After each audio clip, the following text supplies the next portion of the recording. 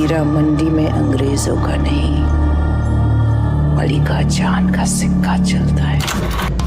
Many kings ruled over the oldest red light district of Lahore, known as Hira Mandi.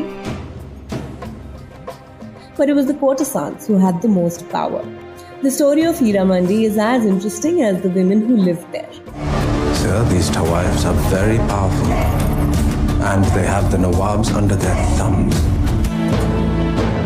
The history of Hira Mandi goes back to the Mughal era, when it was known by a different name, Shahi Mohalla.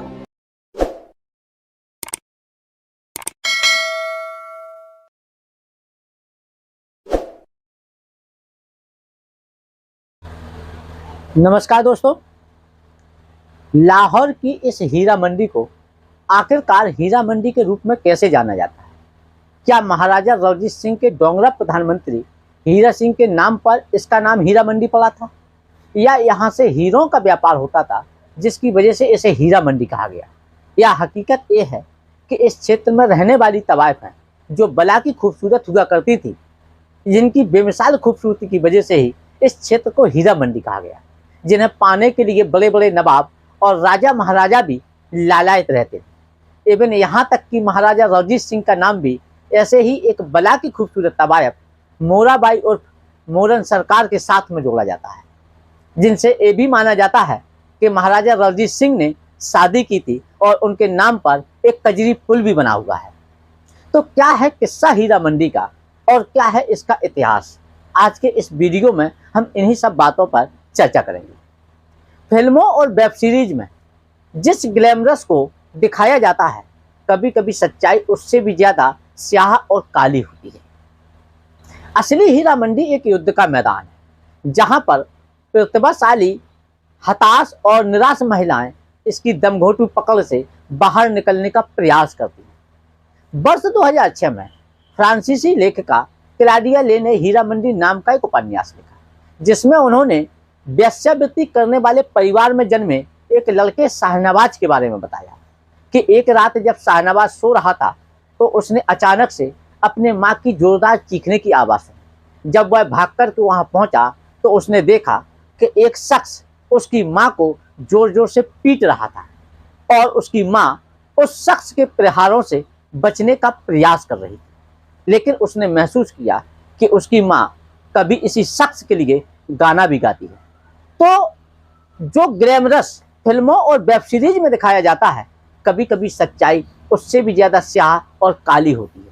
Lahore की इस हीरा मंडी में वेश्यावृत्ति आज एक पारिवारिक व्यवसाय है, जिसे बगैर किसी शर्म और संकोच के एक माँ के द्वारा अपनी बेटी को परोस दिया जाता है। तो एक हीरा मंडी की सच्चाई ये भी है। अब अगर हम बात करें इसके इतिहास की, तो हीरा मंडी का इतिहास आज से 450 साल पुराना है और एक समय इसको गीत, संगीत, नृत्य और कला का केंद्र माना जाता था। लेकिन आज वही हीरा मंडी वेश्यावृत्ति का एक अड्डा बन गई। वर्ष 1584 में जब बादशाह अकबर फतेहपुर सीकरी छोड़कर के लाहौर में शिफ्ट हुए, तो वहां पर उनके साथ में बहुत से नवाब और रईसजादे भी बस गए और लाहौर उस दौर में मुगलिया सल्तनत का एक महत्वपूर्ण केंद्र बन गया और इसको नाम मिला शाही मोहल्ला, क्योंकि उस जगह पर शाही राजघराने के लोग रहते थे।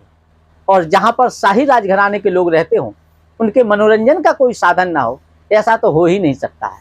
इसलिए उनके मनोरंजन के लिए उज्बेकिस्तान और अफगानिस्तान से ऐसी लड़कियों और महिलाओं को लाया गया जो नाचने में और गाने में माहिर होती थी और अपनी कला के माध्यम से इन रईसजादों का मनोरंजन किया करती थी। लेकिन समाज ने उनको एक नई पहचान दी और उनको नाम मिला तवायफ। मुगल काल में बड़े बड़े कोठे बनाए गए और इन्हीं कोठों पर बड़े बड़े रईस और नवाबजादे उनकी कला का आनंद लेने के लिए जाते थे। लेकिन जैसे जैसे मुगल काल का पतन हुआ और भारत में मराठों का चरमोत्कर्ष बढ़ा, तो मराठों ने दिल्ली और पंजाब पर अधिकार करने की चेष्टा की। लेकिन उस दौर में दिल्ली और पंजाब पर अहमद शाह अब्दाली के दो प्रतिनिधि शासन कर रहे थे, तो मराठों ने उनको मार भगाया। इसकी वजह से नाराज होकर के अहमद शाह अब्दाली ने मराठों के ऊपर आक्रमण किया और उसके इस आक्रमण में लाहौर का ये एरिया भी आ गया। उसकी चपेट में जब ये एरिया आया तो यहाँ पर जो तवाइफें रहती थी वो भी कहीं ना कहीं रून हो गई, क्योंकि ये इलाका रून हो गया।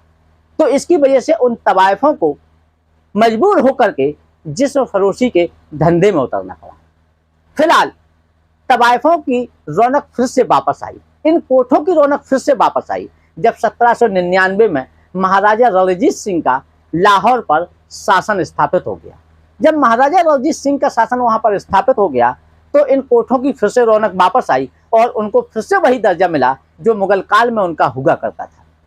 इन्हीं महाराजा रणजीत सिंह के एक प्रधानमंत्री हुआ करते थे जिनका नाम था हीरा सिंह डोगरा। जब हीरा सिंह डोगरा ने देखा कि इस शाही मोहल्ले में बहुत ज़्यादा रौनक रहती है तो उन्होंने यहाँ पर एक अनाज की मंडी स्थापित करवाई और इस मंडी को नाम दिया हीरा सिंह दी मंडी। तभी से लाहौर की इस मंडी को हीरा मंडी के रूप में एक नया नाम मिला जो पहले कभी शाही मोहल्ले के रूप में जाना जाता था और दुनिया में लाहौर की ये हीरा मंडी के रूप में फेमस हो गई। लेकिन जब सिखों का पतन हुआ 1848-49 के फाइनल बार में, जब एंग्लो सिख बार हुआ और सिख अंग्रेजों से डिफीट खा गए तो लाहौर पर अंग्रेजों का शासन स्थापित हो गया। और जब लाहौर पर अंग्रेजों का शासन स्थापित हुआ तो इस हीरा मंडी वाले एरिया से बगावत के स्वर उभरने लगे। इन्हीं बगावत के स्वरों को दबाने के लिए अंग्रेज पुलिस यहाँ पर छापेमारी करने लगी और फिर अंग्रेजों ने आगे चल करके इन कोठों को लाइसेंस देना शुरू कर दिया।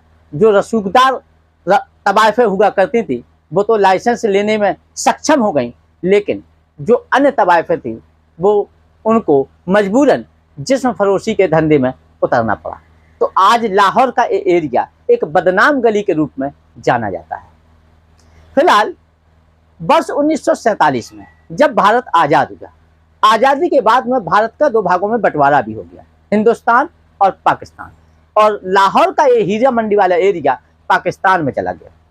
लेकिन फिर भी कुछ तवाइफों का यहाँ पर दबदबा कायम रहा और उन्होंने फिल्म इंडस्ट्री में भी काम किया। इन्हीं में से एक फेमस नाम था निग्गो उर्फ नरगिस बेगम का, जिन्होंने 100 से ज़्यादा फिल्में की, लेकिन अफसोस बाद में उनके पति के द्वारा ही उनकी गोली मार करके हत्या कर दी। वर्ष 1978 तक लाहौर की इस हीरा मंडी में सब कुछ ठीक ठाक चल रहा था, लेकिन जब सैन्य तानाशाह जियाउल हक सत्ता में आए तो उन्होंने इन कोठों पर और मुजरों पर एक कहकर के रोक लगा दी कि ये इस्लाम के विरोध में है। और फिर एक बार लाहौर की जो हीरा मंडी की तवाइफें हुआ करती थी वो बेघर हो गई और उनको मजबूरन फिर से जिस्म फरोशी के धंधे में उतरना पड़ा। तो आज लाहौर का ये एरिया जहाँ दिन में बाजार जैसी रौनक दिखाई देती है, वहीं रात में ये एरिया रेड लाइट एरिया में कन्वर्ट हो जाता है। आज हमने बात की इस लाहौर की हीरा मंडी के बारे में, किस्सा हीरा मंडी का।